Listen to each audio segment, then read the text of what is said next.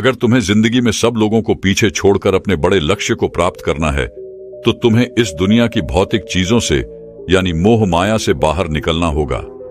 इस मोह माया से कैसे आसान तरीके से बाहर निकला जाए, वह तरीका कौन सा है, वही हम आज एक प्रसिद्ध भिक्षु की कहानी के माध्यम से जानेंगे। तो चलिए कहानी की शुरुआत करते हैं। दोस्तों, क्या आपने कभी चुपचाप बैठकर शांति से एकांत में कभी यह हिसाब लगाया है कि आपने आज तक क्या कमाया है? कमाई दो तरह की होती है। पहली, जिसके पीछे यह दुनिया भागती है, अर्थात धन दौलत, रुपया, पैसा, जमीन जायदाद इत्यादि। लेकिन मैं इन चीजों की बात नहीं कर रहा। मैं तो बात कर रहा हूं उस कमाई की जो हम जीवन भर कमाते हैं। हम चाहें या ना चाहें, लेकिन हम उस कमाई को कमाते ही चले जाते हैं। और वह है दुख, दर्द, नफरत, चिंता, पश्चाताप, धोखा, इच्छाएं, कामना, वासना इत्यादि। ऐसी कई सारी चीजें हैं जो हम अपने जीवन भर यूं ही कमाते चले जाते हैं, लेकिन हमें उसका एहसास नहीं होता, क्योंकि हम तो केवल धन और दौलत के पीछे ही भागते रहते हैं। इसीलिए हम इस कमाई पर कभी ध्यान ही नहीं दे पाते। बहुत समय पहले की बात है। एक नगरी में एक साधु रहते थे। वह साधु एक दिन बीच बाजार में खड़े होकर जोर जोर से हंस रहे थे। उस बाजार में आता जाता हर एक व्यक्ति उन्हें देख रहा था और हर कोई यही समझ रहा था कि यह कोई पागल है, कोई मूर्ख है। लेकिन उस बाजार में एक ऐसा व्यक्ति भी था जिसे उस साधु की हंसी बड़ी अजीब लगी। वह तुरंत उन साधु के पास पहुंचा और कहने लगा, आप पागल हो क्या? आखिर इस तरह से बीच बाजार खड़े होकर हंसने का क्या मतलब है? आते जाते लोग आपको देखकर पागल समझ रहे हैं, मूर्ख समझ रहे हैं। आखिर आप करना क्या चाहते हो? तभी वह साथ उस व्यक्ति से कहता है, बेटा, जो मैं देख रहा हूं वह तुम नहीं देख पा रहे। यदि तुम भी वह देख लोगे तो तुम्हारी भी हंसी नहीं रुक पाएगी। यह सुन वह युवक थोड़ा सा आश्चर्यचकित हुआ और उसने उस साधु से कहा, महाराज, आखिर आपने ऐसा क्या देख लिया जिससे आपको इतनी हंसी छूट रही है? आखिर यहां पर ऐसा है क्या? यह तो एक बाजार है जहां पर लोग अपने काम की वस्तुएं लेने आ रहे हैं, और आपने ऐसा यहां पर क्या देख लिया जो आपको इतनी हंसी आ रही है? आखिर मुझे भी बताइए, मुझे भी दिखाइए। तभी वह साधु उस व्यक्ति से कहता है, बेटा, ये इतना आसान नहीं है। मैं चाहकर भी तुम्हें इसे इस तरह से नहीं दिखा सकता। इसे देखने के लिए बाहर की नहीं बल्कि भीतर की आंखों की आवश्यकता होती है। क्या तुम्हारे पास भीतर की आंखें हैं? इस पर वह युवक जोर से हंस पड़ा और उस साधु से कहता है, महाराज, लगता है आप सचमुच पागल ही हो चुके हैं। आंखें हमारे चेहरे पर होती हैं, भीतर की तरफ, हमारे भीतर की तरफ कोई भी आंखें नहीं लगी हैं। आसपास के जो लोग गुजर रहे हैं, जो आपके बारे में कह रहे हैं, को बिल्कुल सच है। आप सच में पागल हो गए हैं। भला भीतर की ओर कौन सी आंखें होती है? इस पर वह साधु उस व्यक्ति से कहता है, बेटा, भीतर की आंखें खोलने के लिए, भीतर की आंखों से देखने के लिए हिम्मत की आवश्यकता होती है। कोई डरपोक या कोई डरा हुआ इंसान इतनी हिम्मत कभी नहीं दिखा सकता। एक डरा हुआ व्यक्ति अपने भीतर की आंख कभी नहीं खोल सकता। जब उस साधु ने यह बात कही तो उस व्यक्ति को बहुत बुरा लगा। उसके अहंकार को चोट लगी और वह थोड़ा सा क्रोधित होकर उस साधु से कहता है, अच्छा, अगर यही बात है तो बताओ मुझे, मैं कैसे अपने भीतर की आंखें खोल सकता हूं? मैं तुम्हें अपने भीतर की आंख खोलकर ही दिखाऊंगा। उस व्यक्ति की यह बात सुनकर वे साधु और जोर जोर से हंसने लगा, और हंसते हंसते वह इतना लोटपोट हो गया कि जमीन पर ही गिर पड़ा। और यह सब कुछ आसपास के लोग देख रहे थे। तभी उनमें से एक व्यक्ति उस व्यक्ति से कहता है, भाई, इस पागल के चक्कर में क्यों पड़ते हो? जाओ और अपना काम करो। ये तो मूर्ख है, पागल है। इसका तो यह हर रोज का काम है। हर रोज ये बाजार में आता है और इसी प्रकार जोर जोर से हंसता है। तुम जाओ और अपना काम देखो। वह व्यक्ति उस दूसरे व्यक्ति की बात मान जाता है और अपने घर की ओर आगे बढ़ने लगता है। तभी पीछे से साधु जोर से चिल्लाकर कहता है, बेटा, यह इतना आसान नहीं है। लोग ऐसे ही आते हैं और चले जाते हैं। अंदर की आंखें खोलने के लिए हिम्मत चाहिए। तुम जैसे डरपोक लोग ये कभी नहीं कर सकते। उस युवक ने जब यह बात सुनी तो उसके भीतर एक गहरी चोट लगी। उसे एक गहरा आघात हुआ और तुरंत दौड़ा, उन साधु के पास पहुंचा और कहने लगा, बताओ, आखिर कैसे भीतर की आंख खोली जाती है? मैं पूरी मेहनत करूंगा, पूरी लगन और मेहनत के साथ। मैं अपनी भीतर की आंख खोलकर ही दिखाऊंगा। मैं कोई डरपोक नहीं हूं जो मैं यहां से चला जाऊं। तो मुझे बताओ, क्या आखिर मैं अपने भीतर की आंख कैसे खोल सकता हूं? यह सुन, वह फकीर एक बार फिर हंसने लगा और उस व्यक्ति से कहता है, बेटा, इसके लिए तुम्हें मेरे साथ रहना होगा, मेरे साथ उठना बैठना होगा, और जो कुछ मैं कहूंगा वह तुम्हें सब कुछ करना होगा। क्या तुम कर सकोगे? वह व्यक्ति अत्यंत क्रोधित था। उसने उस साधु से कहा, आप जो कहेंगे मैं वैसा ही करूंगा, लेकिन मुझे यह बताइए कि मेरे भीतर की आंख मैं कैसे खोल सकता हूं। आप जैसा कहेंगे मैं वैसा करने के लिए तैयार हूं। इन सब की फिक्र आप ना करें। इतना कहकर वह साधु और वह युवक आश्रम की ओर चल पड़े। अब वह व्यक्ति उन गुरु के साथ आश्रम में ही रहने लगा। एक दिन वह साथ उस युवक से कहते हैं, चलो जाकर झोपड़ी की सफाई करो और उसके बाद जाकर मेरे लिए भिक्षा मांग कर लाना। उस भिक्षा से मेरे लिए भोजन पकाना, और याद रखना कि अब से प्रतिदिन तुम्हें यह काम करना ही होगा। और मेरी एक बात और याद रखना कि तुम मुझसे कोई सवाल मत पूछना। वे युवक चुपचाप उन साधु की बात मान लेता है। अब से वह हर रोज झोपड़ी की सफाई करता और हर रोज वह भिक्षा मांग कर लाता, भोजन पकाता और उन साधु को दे देता। लेकिन जब भी वह व्यक्ति भिक्षा मांगने बाहर की ओर जाया करता तो उसके मित्र, उसके सगे संबंधी जब उसे मिलते तो उसे कहते थे कि तुम कहां उस पागल के चक्कर में पड़ गए? वह तो पागल है, वह तो अपना जीवन यूं ही काट रहा है, लेकिन तुम भी उसके साथ लग गए हो। क्या तुम्हें थोड़ी भी अक्ल नहीं है? तुम इतने बड़े हो चुके हो, क्या तुमको कुछ समझ नहीं आता? वह साधु तुम्हारा इस्तेमाल कर रहा है। अपनी जिंदगी यूं व्यर्थ बर्बाद मत करो, वापस चलो, तुम्हारे घर वाले तुम्हारा इंतजार कर रहे हैं। लेकिन वह युवक उन सभी को मना कर देता है और कहता है, मैं अब अपने भीतर की आंख खोलकर ही वापस लौटूंगा। ऐसे ही कई दिन बीत गए, जिनके बाद महीनों के बाद लगभग 1 वर्ष बीत गया। लेकिन अब तक उस युवक को कुछ भी झांत नहीं हुआ। वह अब तक हर रोज उस झोपड़ी की सफाई करता और भिक्षा मांगकर जो कुछ उससे मिलता वह अपने गुरु के लिए उसका भोजन तैयार करता। देखते ही देखते उसके मन में अत्यंत क्रोध उत्पन्न होने लगा था और एक दिन उसके सब्र का बांध भी टूट गया और वह साधु से कहता है, लगता है आपके बारे में सब सच ही कहते हैं। आप केवल मेरा इस्तेमाल कर रहे हैं, मेरा फायदा उठा रहे हैं।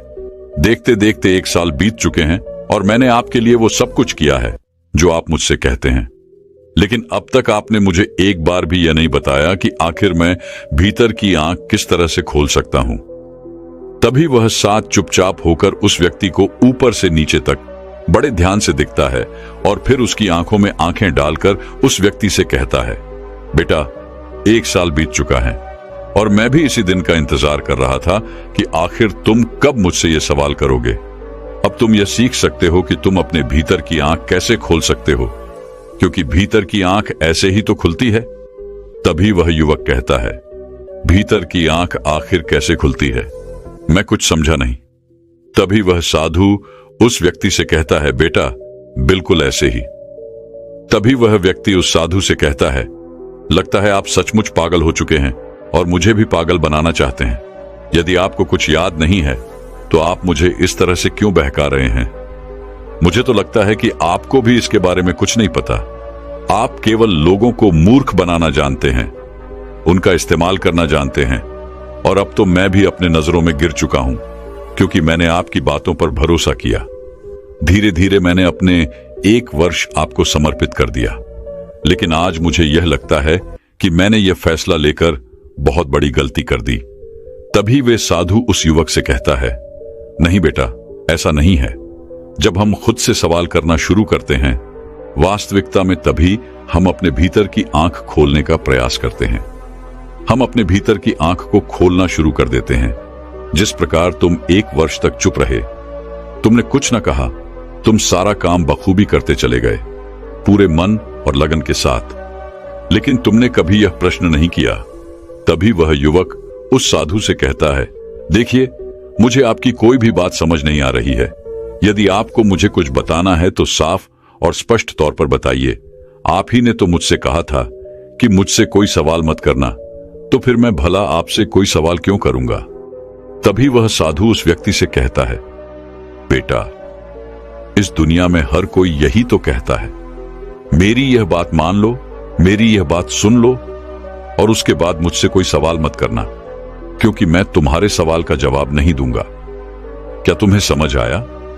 लेकिन हमें तो अपने विवेक का इस्तेमाल करना चाहिए। हमें सुनना चाहिए, समझना चाहिए, बातें भी माननी चाहिए, लेकिन उसी के साथ में सवाल करना भी आवश्यक है। तभी वह युवा कहता है, लगता है आपको कोई भी ज्ञान नहीं है, आप मुझे केवल तरह तरह की बातों में फंसाते चले जा रहे हैं, तरह तरह की बातों में घुमा रहे हैं, ताकि मैं अपने इस विषय से भटक जाऊं और आप मेरे ऊपर एक बार फिर काबू पा सके। मुझे नहीं लगता कि आपको तनिक भी ज्ञान होगा कि आखिर यह भीतर की आंख किस प्रकार खुलती है। और मैं बेवकूफ 1 वर्ष आपके साथ यूं ही बीताता चला गया, बिना कुछ कहे, बिना कुछ सुने और बिना कोई सवाल किए। मेरा 1 वर्ष तो यूं ही व्यस्त चला गया। उस व्यक्ति की यह बात सुनकर वह साधु मुस्कुराने लगे और युवक से कहते हैं, बेटा, तुम एक काम करो, तुम एक पुस्तक ले लो और उसमें लिखो अपने सारे दुख, दर्द, इच्छाएं, कामनाएं, वासनाएं, नफरत, जलन, द्वेष, जीवन की नीरसता और जितने भी प्रकार के दुख और समस्याएं तुम्हारे जीवन में हैं, तुम उसे लिख लो, और उसके बाद जब वो पूरी हो जाए तब तुम मेरे पास आना। वह युवक उन साधु की बात मानने को तैयार नहीं था, लेकिन उसका मन कहीं ना कहीं उस साधु की बात पर यकीन करता था, इसलिए उस युवक ने उन साधु की बात मान ली। उसने एक पुस्तक ली और उस पुस्तक के अंदर अपने सभी दुख, दर्द, कामनाएं, इच्छाएं, वासनाएं, जलन और भी सभी प्रकार की समस्याएं, सभी प्रकार के दुख जो उसके जीवन में थे, वो लिखना शुरू कर दिया। और यह लिखते लिखते उसे करीब 1 सप्ताह लग गया। उसने बहुत सोच समझकर पुस्तक में वो सारी बातें लिखी थी, और जब उस युवक को लगने लगा कि उसने सब कुछ उस पुस्तक में लिख दिया है, तब वह पुस्तक लेकर वह उन साधु के पास पहुंचा और उन साधु से कहता है, यह लीजिए महाराज, जैसा आपने कहा था मैंने बिल्कुल वैसा ही किया है। मैंने अपने जीवन के सारे दुख, दर्द, सभी प्रकार की चिंताएं, सभी प्रकार के डर, सारी इच्छाएं, कामनाएं, वासनाएं सब इस पुस्तक में लिख दी हैं। तभी वह साधु बड़ी ही अचरजता के साथ उस युवक से कहते हैं, क्या जो कुछ तुमने इसके अंदर लिखा है वह सब कुछ लिख दिया है? सोच लो, कहीं तुम कुछ भूल तो नहीं रहे। इस पर वह युवक कहता है, नहीं नहीं महाराज, मैंने बहुत सोच समझकर इस पुस्तक में वो सारी चीजें लिखी हैं जो मेरे जीवन में दुख और तकलीफें उत्पन्न कर रही हैं। इसी कारण तो मुझे 1 सप्ताह लग गए इसे पूरा लिखने में। यह सुनकर वह साधु कहता है, बहुत बढ़िया, अच्छा अब ठीक है, अब तुम मेरे लिए एक और काम करो। जो कुछ भी तुमने इस पुस्तक में लिखा है, क्या वह सच है? इस पर वह व्यक्ति कहता है, हाँ बिल्कुल सच।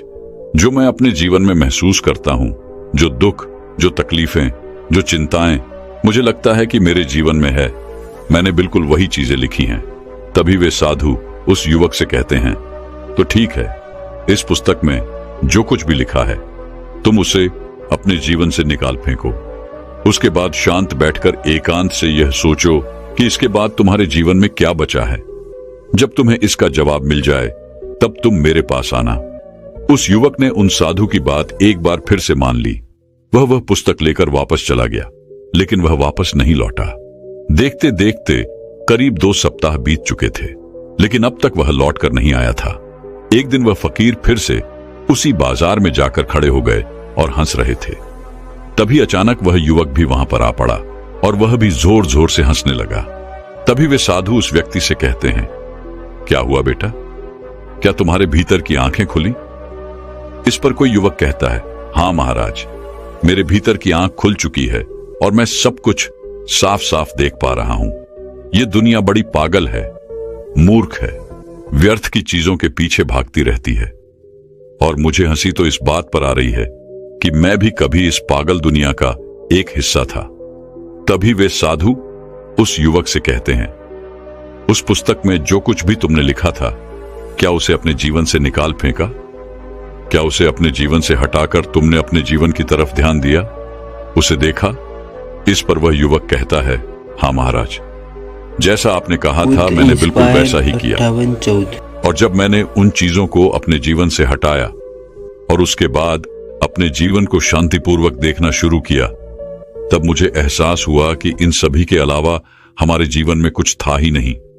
यही वो चीजें हैं जिसके लिए एक व्यक्ति, एक इंसान जीवन भर भागता रहता है, अपने सभी दुखों से मुक्त होने के लिए, अपनी सभी इच्छाओं को पूरा करने के लिए, अपनी सभी वासनाओं की पूर्ति के लिए। और इसी कारण वह अपने जीवन भर भागता रहता है, चिंताओं से ग्रस्त रहता है। वह इन सभी से छुटकारा चाहता है, पर इन सबको जब मैंने हटाकर देखा तो जीवन में कुछ बचा ही नहीं। अफसोस तो इस बात का है कि मैंने इस चीज को पहले अनुभव क्यों नहीं किया, क्योंकि यही वो चीजें हैं जो हमारे जीवन को चलाती हैं। वास्तविक तौर पर हमारा अपने जीवन पर कोई हक नहीं होता, और तो और हम जीवन भर केवल यही कमाते रहते हैं, लेकिन इनमें से कोई भी चीज जीवन नहीं है। और हम मूर्ख अपना कीमती जीवन गवाकर इन व्यर्थ की चीजों को कमाते रहते हैं, और आखिर में क्या होता है, हमारे पास कुछ नहीं बचता। हमारा जीवन मानो एक सड़े फल की तरह हो जाता है। जिस प्रकार एक सड़ा हुआ फल किसी काम का नहीं होता, ठीक वैसा ही हमारा जीवन भी किसी काम का नहीं रह जाता। उस युवक की ये सारी बातें सुनकर वह साधु यह समझ चुके थे कि इस युवक ने अपने भीतर की आंखें खोल ली हैं और वह सब कुछ सच सच साफ साफ देख पा रहा है। दोस्तों, क्या आपने अपने जीवन को कभी शांतिपूर्वक देखने का प्रयास किया है? जरा सोचिए, आपका जीवन इनके बिना क्या है? चिंताओं के अलावा, दुख दर्द के अलावा, लालच, लोभ के अलावा, काम वासना, इच्छा और द्वेष जलन, इन सभी के अलावा यदि इनमें से कोई भी चीज आपके जीवन में ना हो तो आपके जीवन में क्या बचेगा? हम तो जीवन भर इन चीजों से नफरत करते हैं, लेकिन फिर भी ये चीजें हमें हमारे जीवन में हमेशा मिलती रहती हैं, और हम इनसे पीछा छुड़ाने के लिए जीवन भर भागते रहते हैं। और हम यह भी चाहते हैं कि हमारा पीछा इनसे छूट जाए, ताकि हम आनंदित और सुख में जीवन व्यतीत कर सकें। आंखें बंद कीजिए और एक पल के लिए यह सोचिए कि इन सभी के बिना आपके जीवन में क्या बचेगा। यदि आप भीतर अपने आप से सवाल करेंगे तो आपको इसका जवाब जरूर मिलेगा, और आपकी भीतर की जो आंखें हैं वह अब भी खुलने लगेंगी। आप सच को भली भांति जान पाएंगे, उसे देख पाएंगे, उसे समझ पाएंगे। यदि हम एक बुद्धित्व व्यक्ति की बात करें तो एक बुद्धित्व व्यक्ति अपने जीवन से इन सभी चीजों को मिटा देता है, अपनी सभी स्मृतियों को हटा देता है, और जब उसके भीतर से ये सारी चीजें निकल जाती हैं, सारी चीजें हट जाती हैं, तब वह कैसा जीवन जीगा, उसे कैसा अनुभव होगा, इसे अपने भीतर से सोचिए। और अगर आप ये सब कुछ नहीं सोच पा रहे हैं, ये सब कुछ नहीं समझ पा रहे हैं, तो आप एक छोटा सा काम कीजिए, अपनी आंखें बंद कीजिए और पल भर के लिए सब कुछ भूल जाइए। अपने सपने, दुख, दर्द, चिंताएं, फिक्र, समस्याएं, सब कुछ और सब कुछ भूलकर अपने एक हाथ से अपने दूसरे हाथ को स्पर्श कीजिए और अपने हाथ को महसूस कीजिए। अब आपको कैसा लग रहा है? कुछ ऐसा जैसे मानो आपने आज तक महसूस न किया हो। ठीक इसी प्रकार हमारा जीवन भी है। जब हम इन व्यर्थ की चीजों को अपने जीवन से निकाल फेंकते हैं तो हमारा जीवन भी कुछ नया हो जाता है, कुछ अलग हो जाता है। हम हर चीज को अलग ढंग से देख पाते हैं, समझ पाते हैं, और हमारा जीवन पूरी तरह बदलने लग जाता है। आपको सब कुछ नया लगने लगता है, अच्छा लगने लगता है। यह अनुभव आपने इससे पहले कभी महसूस नहीं किया होता। तो दर्शकों, अब तनाव और चिंता को खत्म करने के लिए अगली कहानी की शुरुआत करते हैं। बहुत समय पहले की बात है। एक नगरी में एक व्यक्ति रहा करता था। वह व्यक्ति अपने जीवन में बहुत तनाव झेल रहा था। उसका पूरा जीवन मानो तनाव से ही हुआ भरा था। चिंतित रहता था, परेशान रहता था। उसे ऐसा लग रहा था कि मानो उसका पूरा जीवन इसी तनाव में गुजर जाएगा। जब उसकी शादी नहीं हुई थी तो उसे शादी करने का तनाव था। शादी हो जाने के बाद अच्छी नौकरी और रुपए पैसे कमाने का तनाव उस पर बढ़ गया। जैसे तैसे उसे एक नौकरी मिल गई और वह कुछ पैसे भी कमाने लगा, लेकिन उसके बाद उसे और उसकी पत्नी को कोई बच्चा नहीं हो रहा था, जिस कारण उसका तनाव और बढ़ गया। कुछ सालों बाद उसके जीवन में खुशी की लहर आई। उसकी पत्नी ने एक बेटे को जन्म दिया, लेकिन अब उस बेटे के जन्म के बाद उसे अपने बेटे के भविष्य की चिंता सताने लगी। उसका तनाव और ज्यादा बढ़ गया। उसकी जिंदगी मानो एक तनाव बनकर रह गई थी। वह इस तनाव से किसी भी हालत में छुटकारा चाहता था। वह चाहता था कि वह अपने जीवन को खुशी और खुशहाल तौर पर जिए। एक दिन वह अपने घर के बाहर बैठकर यही सब सोच रहा था कि वह अपने जीवन को कैसे खुशहाल बना सके, कैसे वह अपने उन सपनों को पूरा कर सके जिससे उसका भविष्य सुधर सके।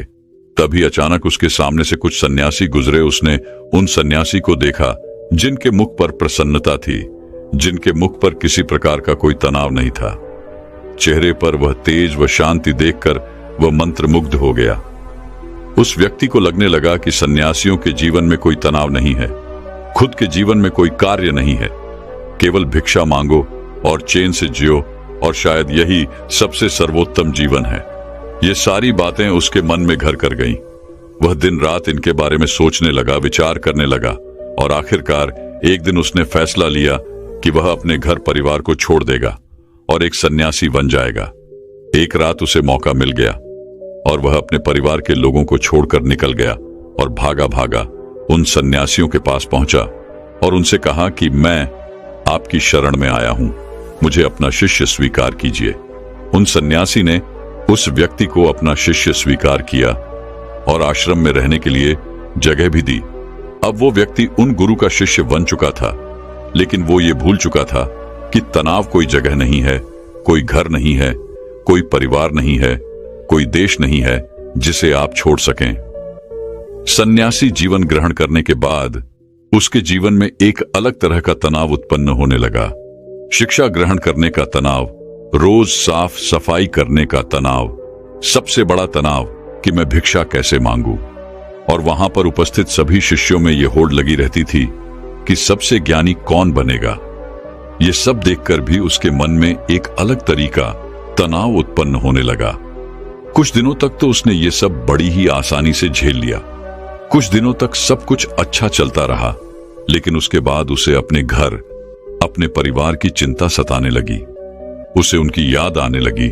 तब उसे यह एहसास हुआ कि जो इस तनाव को यहां पर झेल रहा है, पैसा ही तनाव उसके सांसारिक जीवन में भी तो था। उसने फिर एक बार फैसला किया कि वह इस सन्यासी जीवन को छोड़ देगा और अपने घर, अपने परिवार के पास वापस लौट जाएगा। एक रात फिर उसे मौका मिला और वह आश्रम छोड़कर जैसे ही बाहर निकल रहा था कि तभी वहां के गुरु ने उसे देख लिया और उन गुरुवर ने उस व्यक्ति से कहा, पुत्र तुम कहां जा रहे हो?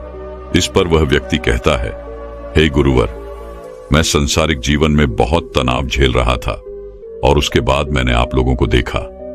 मुझे लगा कि सन्यासी जीवन सर्वश्रेष्ठ जीवन है जहां पर कोई तनाव नहीं है। इस कारण मैं सन्यासी बन गया, लेकिन यहां पर भी रहने के बाद मुझे उस तनाव से मुक्ति नहीं मिली और मैं तो इससे छुटकारा चाहता था, लेकिन वो मुझे यहां पर नहीं मिला। इसलिए मैं यहां से वापस जा रहा हूं अपने घर, अपने परिवार के पास। उस व्यक्ति के मुख से ये सारी बातें सन उन गुरुवत ने कहा, बेटा तुम जा सकते हो, लेकिन अपना तनाव यही छोड़ चले जाओ।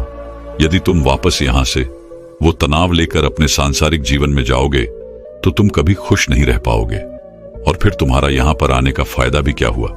गुरुवार की ये सारी बातें सन वह व्यक्ति कहता है, हे गुरुवार, क्या आप सही कह रहे हैं? क्या मैं ये तनाव यहीं को छोड़कर जा सकता हूं? क्या मुझे इस तनाव से मुक्ति मिल सकती है?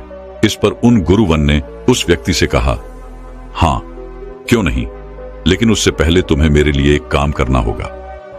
तुम किसी एक ऐसे व्यक्ति को ढूंढ लाओ जिसके जीवन में कोई तनाव ना हो, कोई समस्या ना हो, वह अपने जीवन खुशी और खुशहाल तौर पर जी रहा हो। जब तुम ऐसे किसी व्यक्ति को मेरे पास ले आओगे तो मैं तुम्हें चिंता और तनाव से मुक्ति दिला दूंगा और तुम वापस अपने घर की ओर जा सकोगे, अपने जीवन को खुशी और खुशहाल तौर पर जी सकोगे। गुरुवार की यह सारी बातें सन वह व्यक्ति बड़ा ही प्रसन्न हुआ और एक ऐसे व्यक्ति की तलाश में निकल पड़ा जिसका जीवन खुशी और खुशहाली से बीत रहा हो, जिसके जीवन में कोई तनाव ना हो, जिसके जीवन में कोई चिंता ना हो। वह व्यक्ति कई गांव में गया, कई नगरों में घूमा, बहुत से लोगों से मिला, अनेकों दरवाजे खटखटाए, लेकिन उसे ऐसा कोई आदमी नहीं मिला जो यह कह सके कि उसके जीवन में कोई तनाव नहीं है, उसके जीवन में कोई चिंता नहीं है। बल्कि तनाव और चिंता की बात करते ही लोग उसे अपनी समस्याओं के बारे में और बढ़ा चढ़ाकर बताया करते थे। वह उसे अपनी चिंताओं और तनाव के बारे में कुछ ऐसे बताते मानो सबसे बड़ी समस्या उन्हीं के सर पर मार दी गई है। धीरे धीरे कई दिन बीत गए, लेकिन उसे ऐसा कोई व्यक्ति नहीं मिला जिसके जीवन में कोई तनाव ना हो।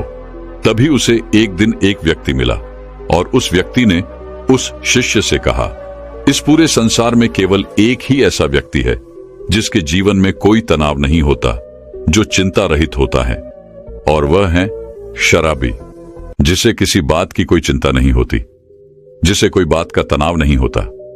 वह तो बस मस्त रहता है।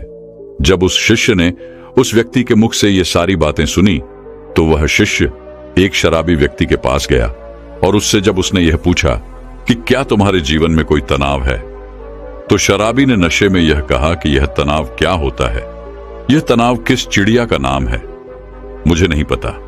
यह सन विशिष्ट बड़ा ही प्रसन्न हुआ। उसे लगा कि उसे अब वह व्यक्ति मिल चुका है जिसके द्वारा वह चिंता मुक्त हो सकता है। तभी उस शराबी ने उस शिष्य से कहा, मुझे तो बस एक ही बात की चिंता सताती रहती है कि अगली सुबह की मदिरा का इंतजाम मैं कहां से करूं। मेरे पास जो धन था वो तो मैंने खर्च कर दिया। मेरी पत्नी के पास जो धन था वो मैंने उससे छीन लिया। अब मेरे पास कोई धन नहीं बचा। क्या तुम्हारे पास कोई धन है? ये सन उस शिष्य की हिस्से की सारी खुशी मानो पल भर में गायब हो गई और धीरे धीरे रात होने आ चुकी थी। वह निराश हताश होकर एक मंदिर में जा बैठा। तभी वहां पर एक छोटा सा लड़का आया और उस लड़के ने उस शिष्य से कहा, हे गुरु वर, मुझे जोरों की भूख लगी है, क्या आपके पास खाने के लिए कुछ है? इस पर पक्षी कहता है, इतने छोटे से बालों को और तुम्हें अभी से चिंता सता रही है तो बड़े होकर तुम्हारा क्या हाल होगा। इस पर उस छोटे से लड़के ने कहा, हे गुरुवर, यह चिंता या तनाव नहीं है, या तो भूख है। मुझे जोरों की भूख लगी हुई है। यदि आपके पास खाने के लिए कुछ है तो कृपया करके मुझे कुछ दे दीजिए।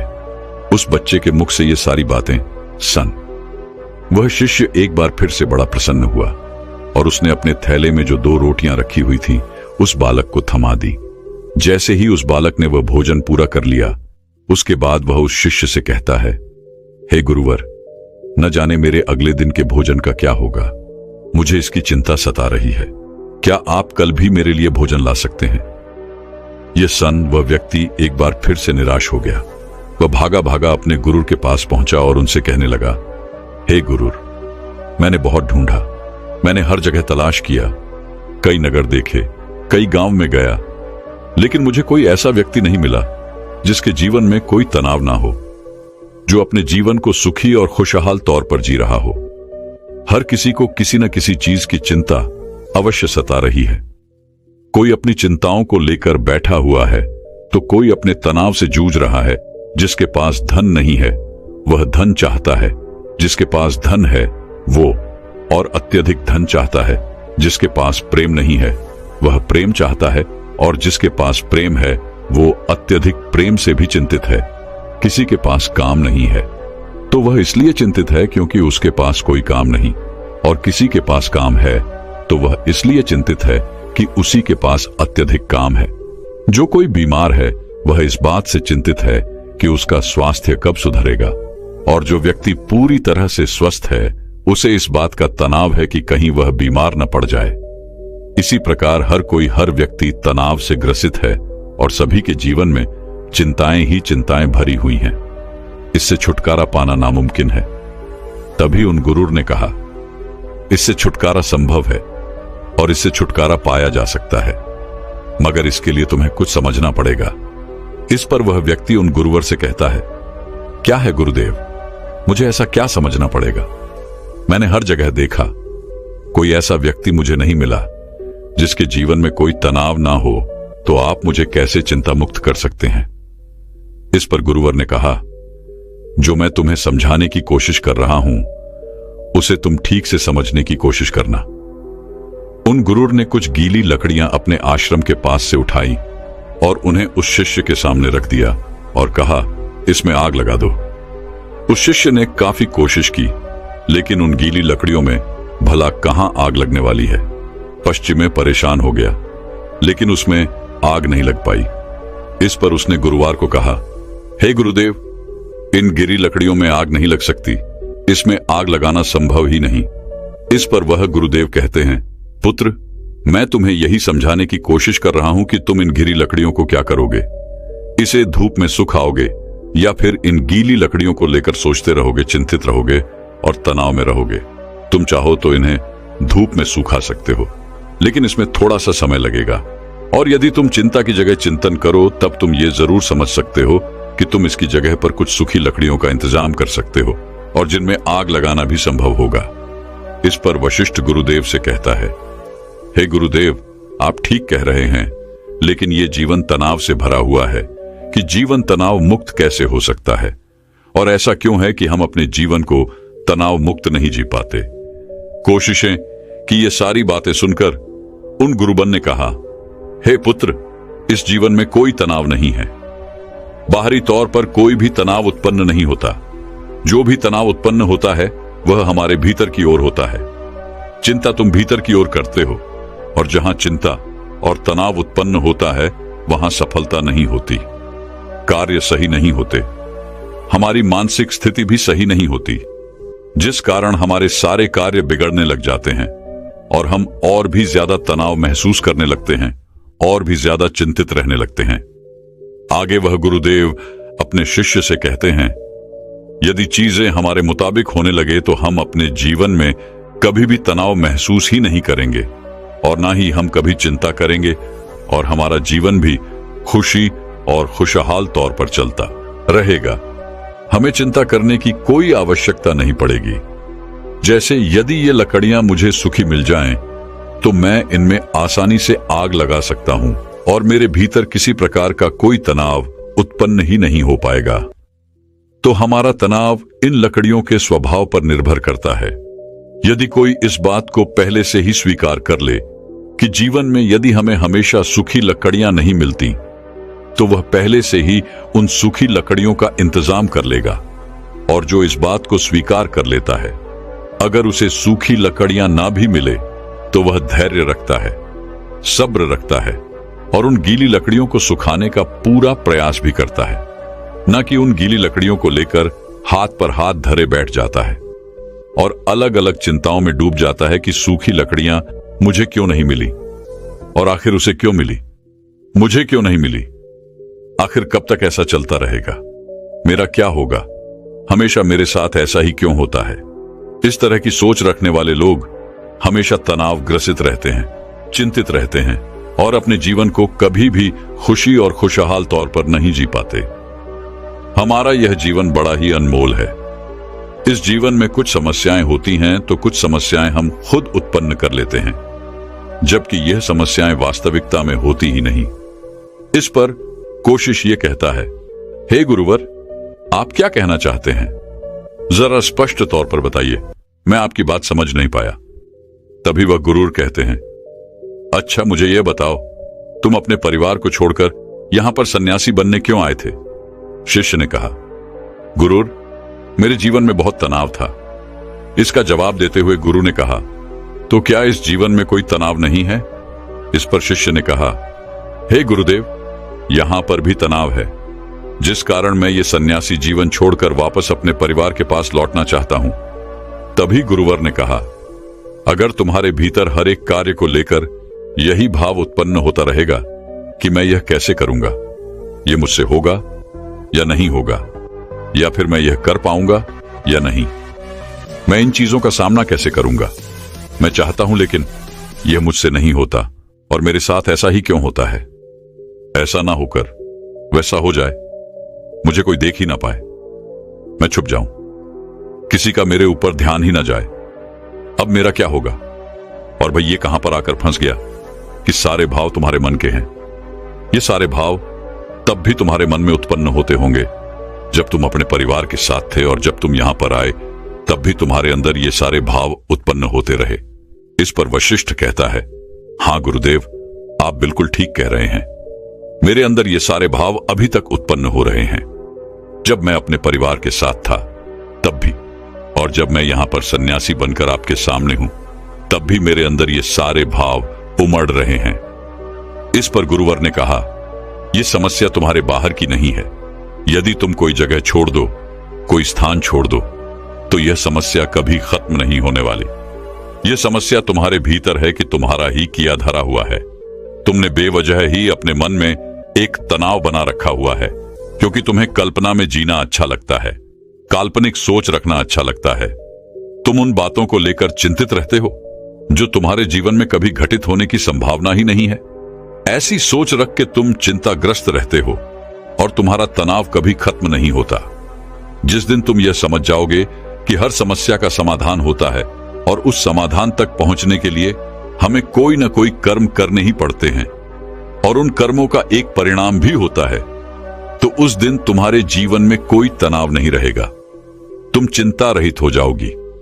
इस पर वह शिष्य कहता है, हां गुरुदेव, आप बिल्कुल सही कह रहे हैं। जब मैं यहां पर आया था उससे ठीक पहले मुझे एक छोटा सा बालक मिला था। उस बालक को जोरों की भूख लगी थी। जब उससे मैंने कहा कि तुम इतने छोटे से बालक को, और तुम्हारे जीवन में अभी से तनाव है, अभी से चिंता है, तो तुम्हारा आगे क्या होगा? इस पर उस बालक ने जवाब दिया था, हे गुरुवल, ये कोई चिंता नहीं, कोई तनाव नहीं, बल्कि ये तो भूख है। तब मैं ये बात समझ नहीं पाया था कि समस्या तो भूख है। तनाव और चिंता का कोई समाधान नहीं हो सकता, लेकिन भूख का समाधान अवश्य हो सकता है। मित्रों, क्या आप भी अपने जीवन में किसी प्रकार की चिंता और तनाव से जूझ रहे हैं? क्या आप भी छोटी छोटी बातों को लेकर हजार तरह के विचार उत्पन्न कर लेते हैं और उन विचारों को लेकर चिंतित रहते हैं?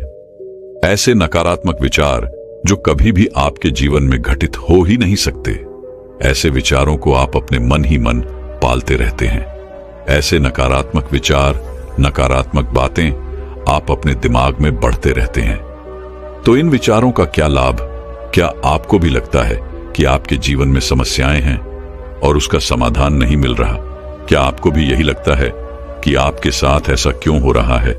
तो मित्रों, केवल एक समस्या का समाधान ढूंढिए, उन हजारों विचारों का नहीं, क्योंकि वो हजारों विचार आपके बनाए हुए काल्पनिक विचार हैं और वो आपको कभी भी आगे नहीं बढ़ने देंगे। वो आपसे बस यही कहेंगे कि ये आपसे नहीं हो पाएगा और आप उनकी बातें मान लेते हैं। इसलिए उन नकारात्मक विचारों को दूर रखिए और अपनी समस्याओं का समाधान ढूंढिए, क्योंकि चिंता और तनाव मुक्त रहने का यही एकमात्र उपाय है कि आप अपनी समस्या का समाधान कीजिए, उसके लिए कर्म कीजिए और कर्म का फल आपको अवश्य मिलेगा। अन्यथा आप केवल उन नकारात्मक विचारों में फंसे रह जाएंगे और आप अपने जीवन को कभी भी तनाव मुक्त या फिर चिंता रहित नहीं बना पाएंगे। दोस्तों, उम्मीद है कि आपने आज की इस वीडियो से जरूर कुछ न कुछ सीखा होगा। तो इस वीडियो को लाइक और अपने दोस्तों के साथ शेयर जरूर कीजिएगा और हमें ऐसे ही सपोर्ट करने के लिए चैनल को सब्सक्राइब और घंटी बटन को जोर दबा दीजिएगा। चलिए मिलते हैं इसी और वीडियो में। तब तक के लिए अपना ख्याल रखें। धन्यवाद। बहुत समय पहले की बात है, एक नगरी में एक व्यक्ति रहा करता था। वह व्यक्ति अपने जीवन में बहुत तनाव झेल रहा था। उसका पूरा जीवन मानो तनाव से ही भरा था। वह चिंतित रहता और शांत रहता था, क्योंकि उसे आलस करने की आदत थी। उसे ऐसा लग रहा था कि मानो उसका पूरा जीवन इसी तनाव में गुजर जाएगा। जब उसकी शादी नहीं हुई थी तो उसे शादी करने का तनाव था। शादी हो जाने के बाद अच्छी नौकरी और रुपए पैसे कमाने का तनाव उस पर बढ़ गया। जैसे तैसे उसे एक नौकरी मिल गई और वह कुछ पैसे भी कमाने लगा, लेकिन उसके बाद उसे और उसकी पत्नी को कोई बच्चा नहीं हो रहा था, जिस कारण उसका तनाव और बढ़ गया। कुछ सालों बाद उसके जीवन में खुशी की लहर आई। उसकी पत्नी ने एक बेटे को जन्म दिया, लेकिन अब उस बेटे के जन्म के बाद उसे अपने बेटे की भविष्य की चिंता सताने लगी। उसका तनाव और ज्यादा बढ़ गया। उसकी जिंदगी मानो एक तनाव बनकर रह गई थी। वह इस तनाव से किसी भी हालत में छुटकारा चाहता था। वह अपने जीवन को खुशी से जीना चाहता था। इसलिए एक दिन वह अपने घर के बाहर बैठकर यही सब सोच रहा था कि वह अपने जीवन को कैसे खुशहाल बना सके, कैसे वह अपने उन सपनों को पूरा कर सके जिससे उसका भविष्य सुधर सके। तभी अचानक उसके सामने से कुछ सन्यासी गुजरे। उसने उन सन्यासियों को देखा जिनके मुख पर प्रसन्नता थी, जिनके मुख पर किसी प्रकार का कोई तनाव नहीं था। चेहरे पर वह तेज, वह शांति देखकर वह मंत्रमुग्ध हो गया। उस व्यक्ति को लगने लगा कि सन्यासियों के जीवन में कोई तनाव नहीं है, उनके जीवन में कोई कार्य नहीं है, केवल भिक्षा मांगो और चैन से जियो, और शायद यही सबसे सर्वोत्तम जीवन है। ये सारी बातें उसके मन में घर कर गई। वह दिन रात इनके बारे में सोचने लगा, विचार करने लगा, और आखिरकार एक दिन उसने फैसला लिया कि वह अपने घर परिवार को छोड़ देगा और एक सन्यासी बन जाएगा। एक रात उसे मौका मिल गया और वह अपने परिवार के लोगों को छोड़कर निकल गया और भागा भागा उन सन्यासियों के पास पहुंचा और उनसे कहा कि मैं आपकी शरण में आया हूं, मुझे अपना शिष्य स्वीकार कीजिए। उन सन्यासी ने उस व्यक्ति को अपना शिष्य स्वीकार किया और आश्रम में रहने के लिए जगह भी दी। अब वो व्यक्ति उन गुरु का शिष्य बन चुका था, लेकिन वो ये भूल चुका था कि तनाव कोई जगह नहीं है, कोई घर नहीं है, कोई परिवार नहीं है, कोई देश नहीं है जिसे आप छोड़ सके। सन्यासी जीवन ग्रहण करने के बाद उसके जीवन में एक अलग तरह का तनाव उत्पन्न होने लगा। शिक्षा ग्रहण करने का तनाव, रोज साफ सफाई करने का तनाव, और सबसे बड़ा तनाव कि मैं भिक्षा कैसे मांगू। और वहां पर उपस्थित सभी शिष्यों में यह होड़ लगी रहती थी कि सबसे बड़ा ज्ञानी कौन बनेगा। ये सब देखकर भी उसके मन में एक अलग तरीके का तनाव उत्पन्न होने लगा। कुछ दिनों तक तो उसने ये सब बड़ी ही आसानी से झेल लिया। कुछ दिनों तक सब कुछ अच्छा चलता रहा, लेकिन उसके बाद उसे अपने घर, अपने परिवार की चिंता सताने लगी। उसे उनकी याद आने लगी। तब उसे यह एहसास हुआ कि जो इस तनाव को यहां पर झेल रहा है, वैसा ही तनाव उसके सांसारिक जीवन में भी तो था। उसने फिर एक बार फैसला किया कि वह इस सन्यासी जीवन को छोड़ देगा और अपने घर, अपने परिवार के पास वापस लौट जाएगा। एक रात फिर उसे मौका मिला और वह आश्रम छोड़कर जैसे ही बाहर निकल रहा था कि तभी वहां के गुरुवर ने उसे देख लिया और उन गुरुवर ने उस व्यक्ति से कहा, पुत्र तुम कहां जा रहे हो? इस पर वह व्यक्ति कहता है गुरुवर, मैं संसारी जीवन में बहुत तनाव झेल रहा था और उसके बाद मैंने आप लोगों को देखा। मुझे लगा कि सन्यासी जीवन सर्वश्रेष्ठ जीवन है जहां पर कोई तनाव नहीं है। इस कारण मैं सन्यासी बन गया, लेकिन यहां पर भी रहने के बाद मुझे उस तनाव से मुक्ति नहीं मिली और मैं तो इससे छुटकारा चाहता था, लेकिन वो मुझे यहां पर नहीं मिला। इसलिए मैं यहां से वापस जा रहा हूं, अपने घर, अपने परिवार के पास। उस व्यक्ति के मुख से ये सारी बातें सुन उन गुरुवर ने कहा, बेटा तुम जा सकते हो, लेकिन अपना तनाव यही छोड़ के चले जाओ। यदि तुम वापस यहां से वो तनाव लेकर अपने सांसारिक जीवन में जाओगे तो तुम कभी खुश नहीं रह पाओगे और फिर तुम्हारा यहां पर आने का फायदा भी क्या हुआ। गुरुवर की ये सारी बातें सुन वह व्यक्ति कहता है गुरुवर, क्या आप सही कह रहे हैं? क्या मैं यह तनाव यहीं पर छोड़कर जा सकता हूं? क्या मुझे इस तनाव से मुक्ति मिल सकती है? इस पर उन गुरुवर ने उस व्यक्ति से कहा, हां क्यों नहीं, लेकिन उससे पहले तुम्हें मेरे लिए एक काम करना होगा। तुम किसी एक ऐसे व्यक्ति को ढूंढ लाओ जिसके जीवन में कोई तनाव ना हो, कोई समस्या ना हो, वह अपने जीवन खुश और खुशहाल तौर पर जी रहा हो। जब तुम ऐसे किसी व्यक्ति को मेरे पास ले आओगे तो मैं तुम्हें चिंता और तनाव से मुक्ति दिला दूंगा और तुम वापस अपने घर की ओर जा सकोगे। फिर तुम भी अपने जीवन को खुशी और खुशहाल तौर पर जी सकोगे। गुरुवर की यह सारी बातें सुन वह व्यक्ति बड़ा ही प्रसन्न हुआ और एक ऐसे व्यक्ति की तलाश में निकल पड़ा जिसका जीवन खुशी और खुशहाली से बीत रहा हो, जिसके जीवन में कोई तनाव ना हो, जिसके जीवन में कोई चिंता ना हो। वह व्यक्ति कई गांव में गया, कई नगरों में घूमा, बहुत से लोगों से मिला, अनेकों दरवाजे खटखटाए, लेकिन उसे ऐसा कोई आदमी नहीं मिला जो यह कह सके कि उसके जीवन में कोई तनाव नहीं है, उसके जीवन में कोई चिंता नहीं है। बल्कि तनाव और चिंता की बात करते ही लोग उसे अपनी समस्याओं के बारे में और बढ़ा चढ़ाकर बताया करते थे। वह उसे अपनी चिंताओं और तनाव के बारे में कुछ ऐसे बताते मानो सबसे बड़ी समस्या उन्हीं के सर पर मढ़ दी गई है। धीरे धीरे कई दिन बीत गए, लेकिन उसे ऐसा कोई व्यक्ति नहीं मिला जिसके जीवन में कोई तनाव ना हो। तभी उसे एक दिन एक व्यक्ति मिला और उस व्यक्ति ने उस शिष्य से कहा, इस पूरे संसार में केवल एक ही ऐसा व्यक्ति है जिसके जीवन में कोई तनाव नहीं होता, जो चिंता रहित होता है, और वह है शराबी, जिसे किसी बात की कोई चिंता नहीं होती, जिसे कोई बात का तनाव नहीं होता।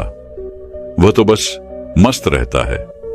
जब उस शिष्य ने उस व्यक्ति के मुख से ये सारी बातें सुनी तो वह शिष्य एक शराबी व्यक्ति के पास गया और उससे जब उसने ये पूछा कि क्या तुम्हारे जीवन में कोई तनाव है, तो शराबी ने नशे में यह कहा कि यह तनाव क्या होता है, यह तनाव किस चिड़िया का नाम है, मुझे नहीं पता। यह सुन शिष्य बड़ा ही प्रसन्न हुआ। उसे लगा कि उसे अब वह व्यक्ति मिल चुका है जिसके द्वारा वह चिंता मुक्त हो सकता है। तभी उस शराबी ने उस शिष्य से कहा, मुझे तो बस एक ही बात की चिंता सताती रहती है कि अगली सुबह की मदिरा का इंतजाम मैं कहां से करूं। मेरे पास जो धन था वो तो मैंने खर्च कर दिया, मेरी पत्नी के पास जो धन था वो मैंने उससे छीन लिया, अब मेरे पास कोई धन नहीं बचा। क्या तुम्हारे पास कोई धन है?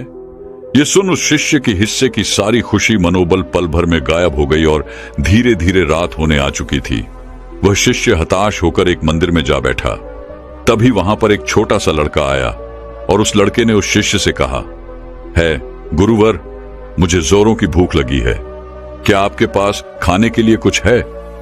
इस पर शिष्य कहता है, इतने छोटे से बालकों और तुम्हें अब भी से चिंता सता रही है तो बड़े होकर तुम्हारा क्या हाल होगा। इस पर उस छोटे से लड़के ने कहा, है गुरुवर, है ये चिंता या तनाव नहीं है, या तो भूख है, मुझे जोरों की भूख लगी हुई है। यदि आपके पास खाने के लिए कुछ है तो कृपया करके मुझे कुछ दे दीजिए।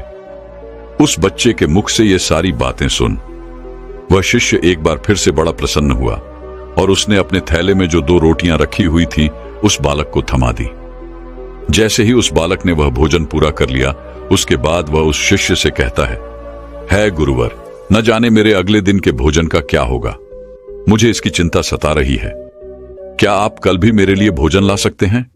यह सुन वह व्यक्ति एक बार फिर से निराश हो गया। वह भागा भागा अपने गुरुवर के पास पहुंचा और उनसे कहने लगा है, गुरुवर, मैंने बहुत ढूंढा, मैंने हर जगह तलाश किया, कई नगर देखे, कई गांव में गया, लेकिन मुझे कोई ऐसा व्यक्ति नहीं मिला जिसके जीवन में कोई तनाव ना हो, जो अपने जीवन को सुखी और खुशहाल तौर पर जी रहा हो। हर किसी को किसी न किसी चीज की चिंता अवश्य सता रही है। कोई अपनी चिंताओं को लेकर बैठा हुआ है तो कोई अपने तनाव से जूझ रहा है। जिसके पास धन नहीं है वह धन चाहता है, जिसके पास धन है वो और अत्यधिक धन चाहता है। जिसके पास प्रेम नहीं है वह प्रेम चाहता है, और जिसके पास प्रेम है वह अत्यधिक प्रेम से भी चिंतित है। किसी के पास काम नहीं है तो वह इसलिए चिंतित है क्योंकि उसके पास कोई काम नहीं, और किसी के पास काम है तो वह इसलिए चिंतित है कि उसी के पास अत्यधिक काम है। जो कोई बीमार है वह इस बात से चिंतित है कि उसका स्वास्थ्य कब सुधरेगा, और जो व्यक्ति पूरी तरह से स्वस्थ है उसे इस बात का तनाव है कि कहीं वह बीमार न पड़ जाए। इसी प्रकार हर व्यक्ति तनाव से ग्रसित है और सभी के जीवन में चिंताएं ही चिंताएं भरी हुई हैं। इससे छुटकारा पाना नामुमकिन है। तभी उन गुरुवर ने कहा, इससे छुटकारा संभव है और इससे छुटकारा पाया जा सकता है, मगर इसके लिए तुम्हें कुछ समझना पड़ेगा। इस पर वह व्यक्ति उन गुरुवर से कहता है, क्या है गुरुदेव, मुझे ऐसा क्या समझना पड़ेगा? मैंने हर जगह देखा, कोई ऐसा व्यक्ति मुझे नहीं मिला जिसके जीवन में कोई तनाव ना हो, तो आप मुझे कैसे चिंता मुक्त कर सकते हैं? इस पर गुरुवर ने कहा, जो मैं तुम्हें समझाने की कोशिश कर रहा हूं उसे तुम ठीक से समझने की कोशिश करना। उन गुरुवर ने कुछ गीली लकड़ियां अपने आश्रम के पास से उठाई और उन्हें उस शिष्य के सामने रख दिया और कहा, इसमें आग लगा दो। उस शिष्य ने काफी कोशिश की, लेकिन उन गीली लकड़ियों में भला कहां आग लगने वाली है। पर शिष्य परेशान हो गया, लेकिन उसमें आग नहीं लग पाई। इस पर उसने गुरुवर को कहा, है गुरुदेव, इन गीली लकड़ियों में आग नहीं लग सकती, इसमें आग लगाना संभव ही नहीं। इस पर वह गुरुदेव कहते हैं, पुत्र, मैं तुम्हें यही समझाने की कोशिश कर रहा हूं कि तुम इन गीली लकड़ियों को क्या करोगे। इसे धूप में सुखाओगे या फिर इन गीली लकड़ियों को लेकर सोचते रहोगे, चिंतित रहोगे और तनाव में रहोगे। तुम चाहो तो इन्हें धूप में सूखा सकते हो, लेकिन इसमें थोड़ा सा समय लगेगा। और यदि तुम चिंता की जगह चिंतन करो, तब तुम ये जरूर समझ सकते हो कि तुम इसकी जगह पर कुछ सूखी लकड़ियों का इंतजाम कर सकते हो और जिनमें आग लगाना भी संभव होगा। इस पर शिष्य गुरुदेव से कहता है गुरुदेव, आप ठीक कह रहे हैं, लेकिन ये जीवन तनाव से इतना भरा हुआ है कि जीवन तनाव मुक्त हो ही नहीं सकता है। और ऐसा क्या है कि हम अपने जीवन को तनाव मुक्त जी पाए? वह शिष्य की ये सारी बातें सुनकर उन गुरुवर ने कहा, है पुत्र, इस जीवन में कोई तनाव नहीं है। बाहरी तौर पर कोई भी तनाव उत्पन्न नहीं होता। जो भी तनाव उत्पन्न होता है वह हमारे भीतर की ओर होता है। चिंता तुम भीतर की ओर करते हो, और जहां चिंता और तनाव उत्पन्न होता है वहां सफलता नहीं होती, कार्य सही नहीं होते, हमारी मानसिक स्थिति भी सही नहीं होती, जिस कारण हमारे सारे कार्य बिगड़ने लग जाते हैं और हम और भी ज्यादा तनाव महसूस करने लगते हैं और भी ज्यादा चिंतित रहने लगते हैं। आगे वह गुरुदेव अपने शिष्य से कहते हैं, यदि चीजें हमारे मुताबिक होने लगे तो हम अपने जीवन में कभी भी तनाव महसूस ही नहीं करेंगे और न ही हम कभी चिंता करेंगे, और हमारा जीवन भी खुशी और खुशहाल तौर पर चलता रहेगा। हमें चिंता करने की कोई आवश्यकता नहीं पड़ेगी। जैसे यदि ये लकड़ियां सूखी मिल जाएं तो मैं इनमें आसानी से आग लगा सकता हूं और मेरे भीतर किसी प्रकार का कोई तनाव उत्पन्न ही नहीं हो पाएगा। तो हमारा तनाव इन लकड़ियों के स्वभाव पर निर्भर करता है। यदि कोई इस बात को पहले से ही स्वीकार कर ले कि जीवन में यदि हमें हमेशा सूखी लकड़ियां नहीं मिलती तो तुम पहले से ही उन सूखी लकड़ियों का इंतजाम कर लोगे, और जो इस बात को स्वीकार कर लेता है अगर उसे सूखी लकड़ियां ना भी मिले तो वह धैर्य रखता है, सब्र रखता है और उन गीली लकड़ियों को सुखाने का पूरा प्रयास भी करता है, न कि उन गीली लकड़ियों को लेकर हाथ पर हाथ धरे बैठ जाता है और अलग अलग चिंताओं में डूब जाता है कि सूखी लकड़ियां मुझे क्यों नहीं मिली और आखिर उसे क्यों मिली, आखिर कब तक ऐसा चलता रहेगा, मेरा क्या होगा, हमेशा मेरे साथ ऐसा ही क्यों होता है। इस तरह की सोच रखने वाले लोग हमेशा तनावग्रसित रहते हैं, चिंतित रहते हैं और अपने जीवन को कभी भी खुशी और खुशहाल तौर पर नहीं जी पाते। हमारा यह जीवन बड़ा ही अनमोल है। इस जीवन में कुछ समस्याएं होती हैं तो कुछ समस्याएं हम खुद उत्पन्न कर लेते हैं, जबकि ये समस्याएं वास्तविकता में होती ही नहीं। इस पर वह शिष्य कहता है गुरुवर, आप क्या कहना चाहते हैं? जरा स्पष्ट तौर पर बताइए, मैं आपकी बात समझ नहीं पाया। तभी वह गुरुर कहते हैं, अच्छा मुझे ये बताओ, तुम अपने परिवार को छोड़कर यहां पर सन्यासी बनने क्यों आए थे? शिष्य ने कहा, गुरुवर, मेरे जीवन में बहुत तनाव था। इसका जवाब देते हुए गुरु ने कहा, तो क्या इस जीवन में कोई तनाव नहीं है? इस पर शिष्य ने कहा, है गुरुदेव, यहां पर भी तनाव है, जिस कारण मैं यह सन्यासी जीवन छोड़कर वापस अपने परिवार के पास लौटना चाहता हूं। तभी गुरुवर ने कहा, अगर तुम्हारे भीतर हर एक कार्य को लेकर यही भाव उत्पन्न होता रहेगा कि मैं यह कैसे करूंगा, यह मुझसे होगा या नहीं होगा, या फिर मैं यह कर पाऊंगा या नहीं, मैं इन चीजों का सामना कैसे करूंगा, यह मुझसे नहीं होता और मेरे साथ ऐसा ही ऐसा क्यों होता है, ऐसा ना होकर वैसा हो जाए, मुझे कोई देख ही ना पाए, मैं छुप जाऊं, किसी का मेरे ऊपर ध्यान ही ना जाए, अब मेरा क्या होगा और मैं ये कहां पर आकर फंस गया। ये सारे भाव तुम्हारे मन के हैं। ये सारे भाव तब भी तुम्हारे मन में उत्पन्न होते होंगे जब तुम होते परिवार के साथ थे, और जब तुम यहां पर आए तब भी तुम्हारे अंदर ये सारे भाव उत्पन्न होते होंगे। इस पर शिष्य कहता है, हां गुरुदेव, आप बिल्कुल ठीक कह रहे हैं। मेरे अंदर यह सारे भाव अभी तक उत्पन्न हो रहे हैं। जब मैं अपने परिवार के साथ था तब भी, और जब मैं यहां पर सन्यासी बनकर आपके सामने हूं तब भी मेरे अंदर यह सारे भाव उमड़ रहे हैं। इस पर गुरुवर ने कहा, यह समस्या तुम्हारे बाहर की नहीं है। यदि तुम कोई जगह छोड़ दो, कोई स्थान छोड़ दो, तो यह समस्या कभी खत्म नहीं होने वाली। यह समस्या तुम्हारे भीतर है कि तुम्हारा ही किया धरा हुआ है। तुमने बेवजह ही अपने मन में एक तनाव बना रखा हुआ है, क्योंकि तुम्हें कल्पना में जीना अच्छा लगता है, काल्पनिक सोच रखना अच्छा लगता है। तुम उन बातों को लेकर चिंतित रहते हो जो तुम्हारे जीवन में कभी घटित होने की संभावना ही नहीं है। ऐसी सोच रख के तुम चिंताग्रस्त रहते हो।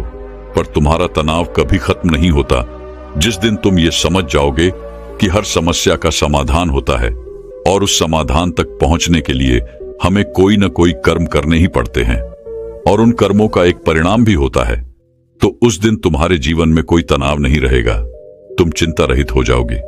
इस पर वह शिष्य कहता है, हाँ गुरुदेव, आप बिल्कुल सही कह रहे हैं। जब मैं यहां पर आया था उससे ठीक पहले मुझे एक छोटा सा बालक मिला था। उस बालक को जोरों की भूख लगी थी। जब उससे मैंने कहा कि तुम इतने छोटे से बालक हो और तुम्हारे जीवन में अभी से तनाव है, अभी से चिंता है, तो तुम्हारा आगे क्या होगा। इस पर उस बालक ने जवाब दिया था, है गुरुवर, यह कोई चिंता नहीं, कोई तनाव नहीं, बल्कि यह तो भूख है। तब मैं ये बात समझ नहीं पाया था कि समस्या तो भूख है। तनाव और चिंता का कोई समाधान नहीं हो सकता, लेकिन भूख का समाधान अवश्य हो सकता है। मित्रों, क्या आप भी अपने जीवन में किसी प्रकार की चिंता और तनाव से जूझ रहे हैं? क्या आप भी छोटी छोटी बातों को लेकर हजार तरह के विचार उत्पन्न कर लेते हैं और उन विचारों को लेकर चिंतित रहते हैं? ऐसे नकारात्मक विचार जो कभी भी आपके जीवन में घटित हो ही नहीं सकते। ऐसे विचारों को आप अपने मन ही मन पालते रहते हैं। ऐसे नकारात्मक विचार, नकारात्मक बातें आप अपने दिमाग पर बढ़ाते रहते हैं। तो इन विचारों का क्या लाभ? क्या आपको अभी भी लगता है कि आपके जीवन में समस्याएं हैं और उसका समाधान नहीं मिल रहा है? क्या आपको भी यही लगता है कि आपके साथ ऐसा क्यों हो रहा है? तो मित्रों, केवल एक समस्या का समाधान ढूंढिए, उन हजारों विचारों का नहीं, क्योंकि वो हजारों विचार आपके बनाए हुए काल्पनिक विचार हैं और वो आपको कभी भी आगे नहीं बढ़ने देंगे। वो आपसे बस यही कहेंगे कि ये आपसे नहीं हो पाएगा और आप उनकी बातें मान लेते हैं। इसलिए उन नकारात्मक विचारों को दूर रखिए और अपनी समस्याओं का समाधान ढूंढिए, क्योंकि चिंता और तनाव मुक्त रहने का यही एकमात्र उपाय है कि आप अपनी समस्या का समाधान कीजिए, उसके लिए कर्म कीजिए और कर्म का फल आपको अवश्य मिलेगा। अन्यथा आप केवल उन नकारात्मक विचारों में फंसे रह जाएंगे और आप अपने जीवन को कभी भी तनाव मुक्त या फिर चिंता रहित नहीं बना पाएंगे। दोस्तों, मैं उम्मीद करता हूं कि यह कहानी सुनने से आपके जीवन में अच्छे बदलाव आए होंगे। आपको इस वीडियो से क्या सीखने मिला, ये कमेंट करके जरूर बताएं और अपने परिवार, दोस्तों या आपके करीबी इंसान के साथ ये कहानी शेयर करके उन्हें भी इस ज्ञान से परिचित करवाएं। बाकी अगर आपको ये वीडियो दिल से अच्छी लगी हो तभी इस वीडियो को लाइक कर देना और आपने अब तक इस चैनल को सब्सक्राइब न किया हो तो चैनल को सब्सक्राइब भी जरूर कर देना। आपका हर दिन शुभ हो और खुशियों से आपका जीवन भरा रहे। धन्यवाद। नमो बुद्धाय।